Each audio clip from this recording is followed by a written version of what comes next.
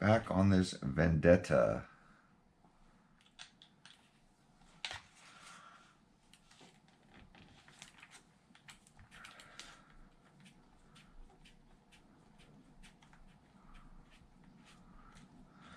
So a couple things I want to check out on this thing. Getting it ready to return. And I want to pull a shock because I want to take a look at something. Can't get to that shock bolt. Well, that's not good.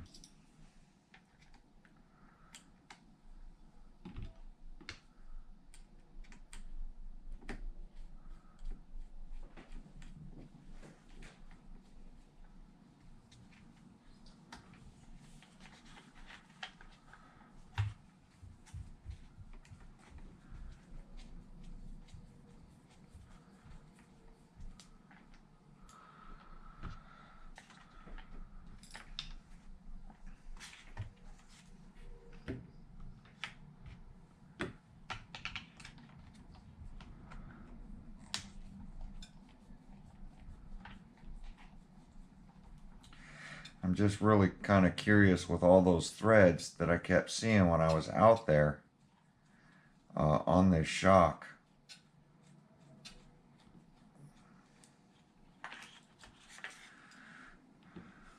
I just can't imagine Arrma not making an on-road. So the swivel ball bearing things are plastic, which is fine, keeping this thing lightweight.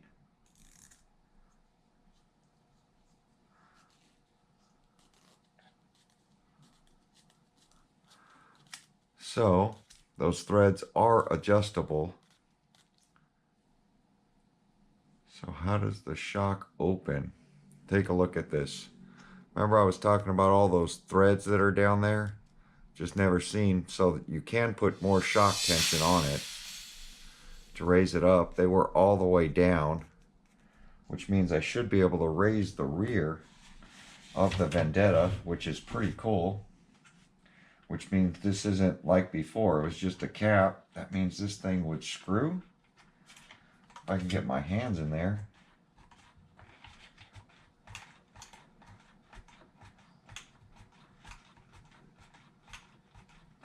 Yeah, so I can add more spring tension to the rear, which is good because we need to get the rear of this thing up to add more speed to it.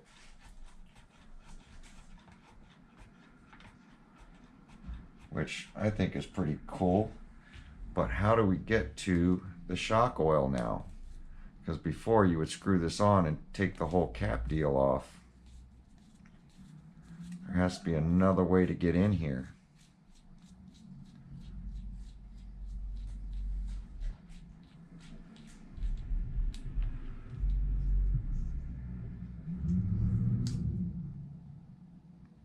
Okay, so spring. There's your little nut. There's no O-ring or anything on it, but it's got a groove that the spring sits into, which I think is pretty cool. And this thing will slide out.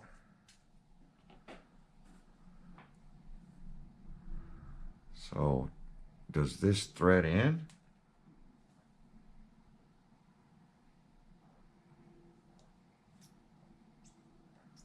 I mean, there is fluid in there.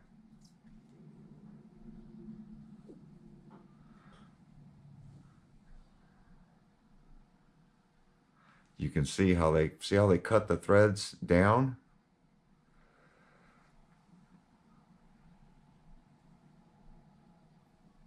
This bottom's got a funky shape to it. Where is... So I found the shock breakdown, which I'll bring this into the camera so you can see right here, shock upside down, that little cap right there, that thing will come out the bottom of the shock, and that's how you fill it now. And it does have a funny shape to it to get it out of there, so it kind of looks like a one-piece shock when you're looking at it, and then this looked like their normal little shock cap with this sitting in it prior, but this thing is adjustable, and that's why it had so many threads all the way down, which that would explain why they screwed it down so far. That's why I was seeing all those threads out there. So it is adjustable, which is good to know as far as raising up the rear. But like I said, the rear, all that's going to do is add more shock tension.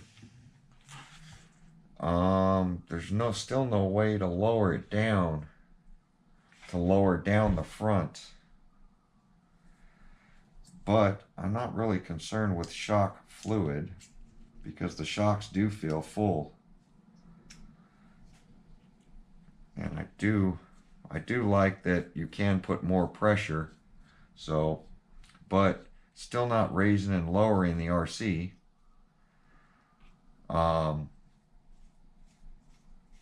But it's good that it is adjustable. So that is a good sign for an on-road vehicle. And these things are light as well. And I know some people were saying that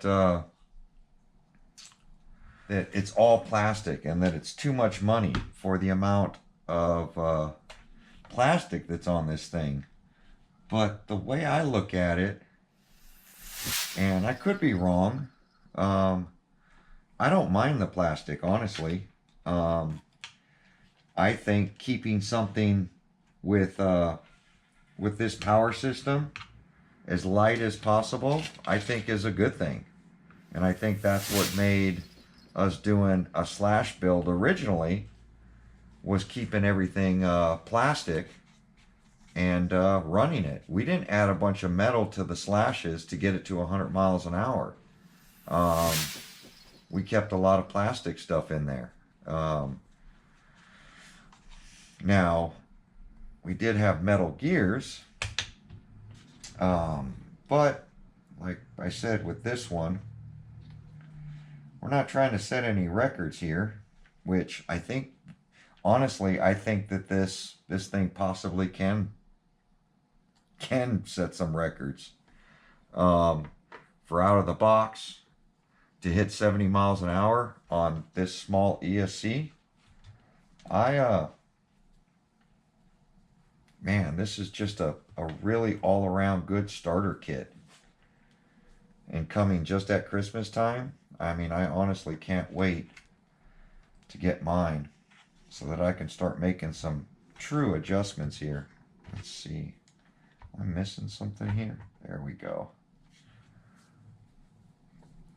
I'm being extra cautious. As you see, I have not put a power tool on this RC yet. And that's because it is, like I said, plastic. But shocks are definitely adjustable on this thing. Let me get this tool put back in here. I want to say that this is, I don't know.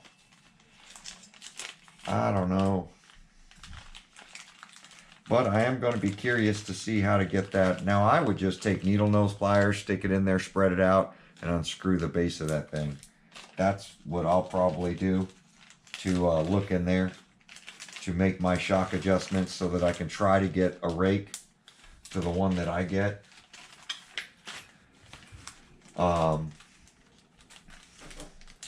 But it's good to know that the shocks are adjustable on this thing. I knew it looked funny because there's no reason to have all those threads there if the nut's not going to screw. But little things you learn by playing this thing, or playing with it and going through it. So I'm going to start getting this thing put back together.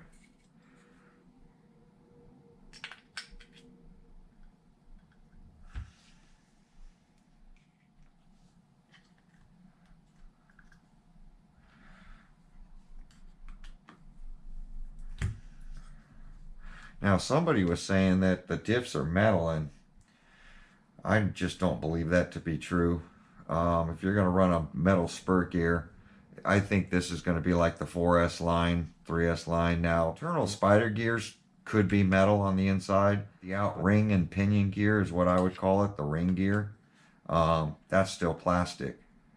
And the housing is going to be plastic, which I'm fine with that as well. You don't have to have metal on everything, especially on a 3S line like this. Remember, this is a 3S line.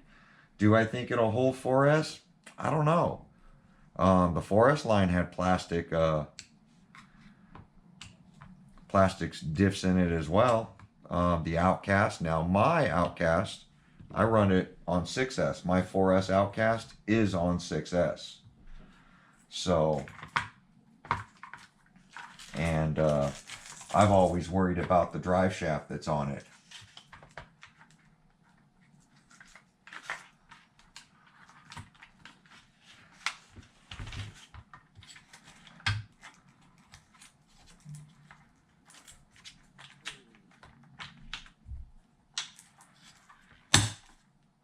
Snap that dealio right in there.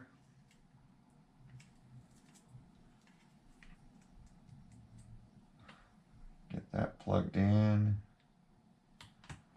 Blue, yellow, orange.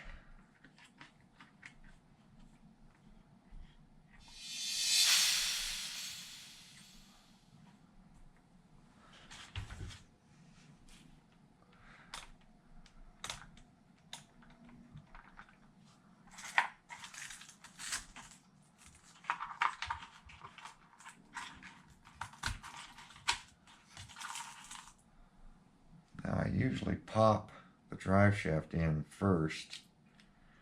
So there is a little O-ring on this thing that sits into this little groove so that this bearing doesn't fall off. I'm assuming is what that O-ring's for. But you put the front in first. It's the way I've been doing it. Like I said, I'm no expert. I'm just a guy playing with his RC and excited about what's to come this Christmas. Bearings in, everything's in. Diffs are smooth.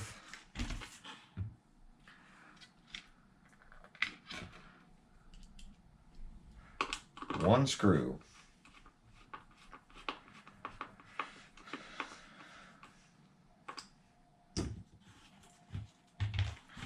There we go. Now, so we do know that there's shock adjustment. Can I lower this anymore? So I'm pretty much all the way up. There is a little more though. Is that gonna jam? No. So I'm gonna take everything I can out of the front of this thing. Make sure that it doesn't jam anything up. But softening that thing up, I don't know if that's a good idea too, because it's already rubbing the body a little bit. Let's see if we can get a rake to this thing. I mean, it's got a little bit of a rake now. 1 finger and a finger and a half.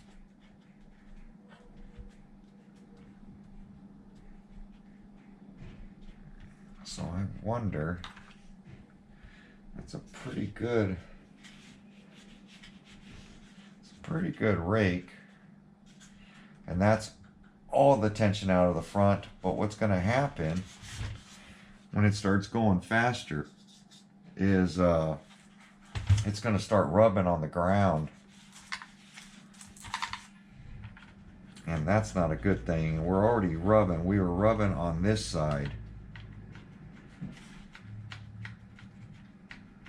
on the body.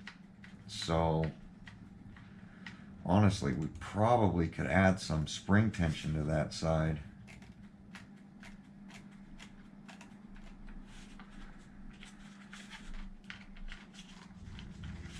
Wonder if popping those things out of the way.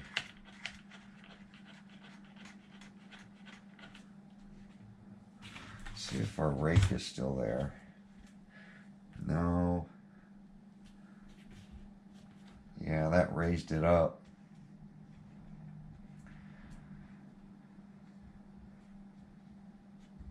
That definitely raised it up.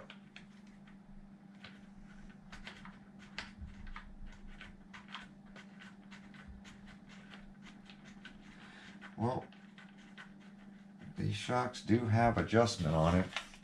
So I'm going to show you how I got the rear now. So as you see, those threads that go all the way down, you can see threads up there.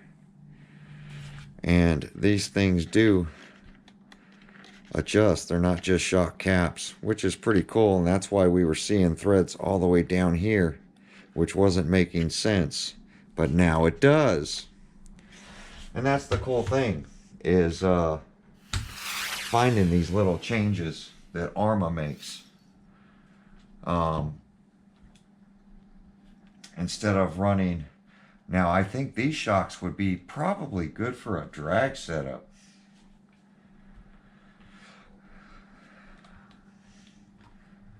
Maybe.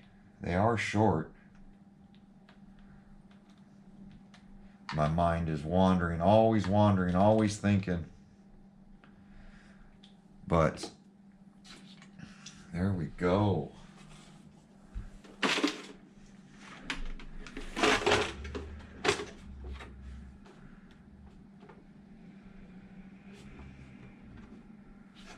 That's a lot of ground clearance there.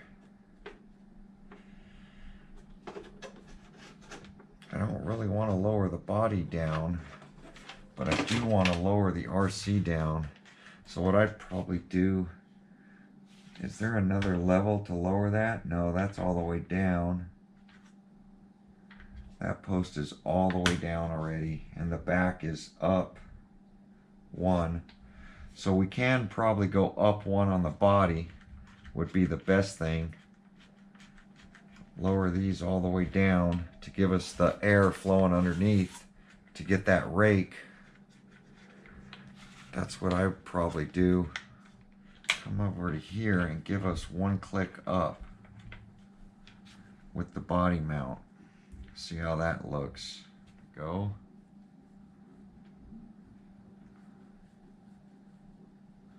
God, is that the lowest next thing up?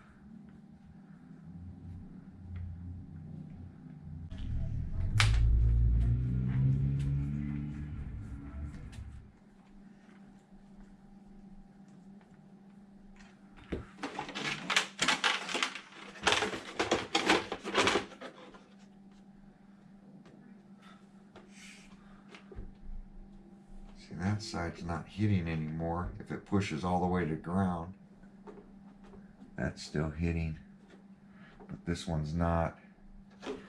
So this one's got to go up a little more. I think I went 2 up on the right, or it just fell into 2. There we go.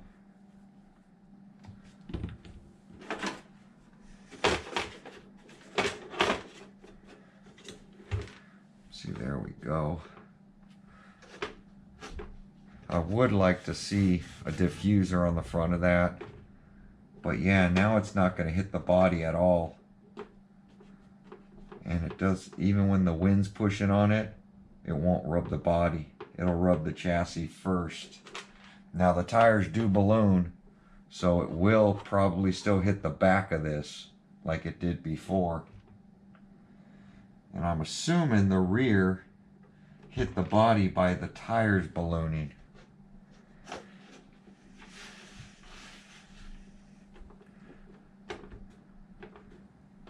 But softened up the front and stiffened up the rear to try to keep this rake.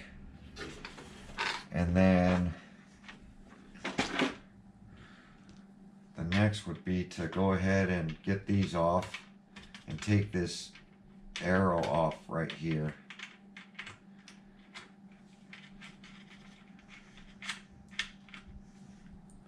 I'm going to do another speed rip with this thing.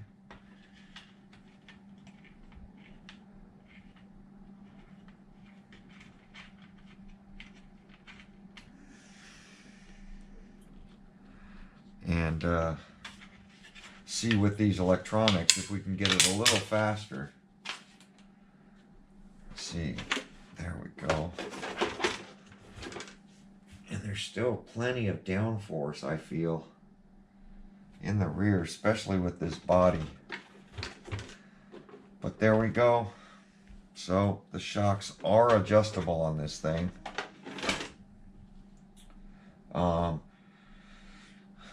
Wish we had more holes, but that's okay. We'll figure something out to possibly get more of a rake, or this rake might be enough. I'm just going to put a couple of turns on these screws, just put them back in here. By it not having metal on this thing, I feel the lightweight of this chassis, especially with that 3S, the battery pack we're running, I feel is perfect. And I think it's going to be a fun platform for everybody out there, especially when it comes to the speed game. If you want to get started into the speed game, if you just want to set up a warm-up car, like I said before with my Limitless, is that I always warm up on lower packs, whether it's 3S, 4S, 6S, before I throw 8S and try to do a fast rip. So with that said, I wonder if a 4S, Arrma's 4S ESC, I believe, will still bolt into this thing. See, that's got bolts on both sides. And maybe when we take that out, that's bolted on both sides as well.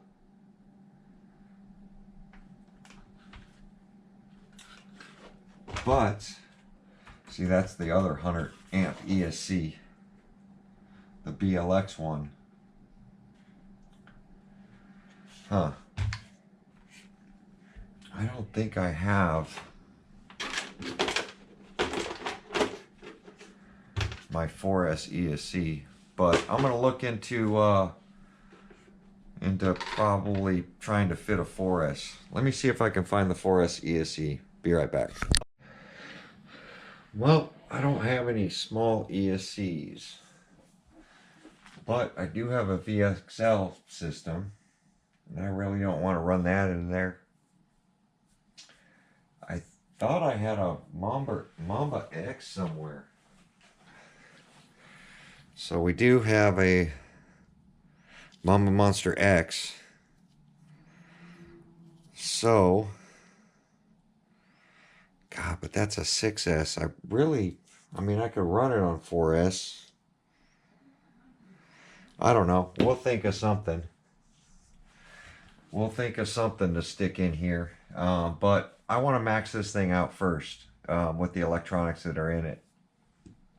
So I want to make it real stable and go from there. I don't know if that means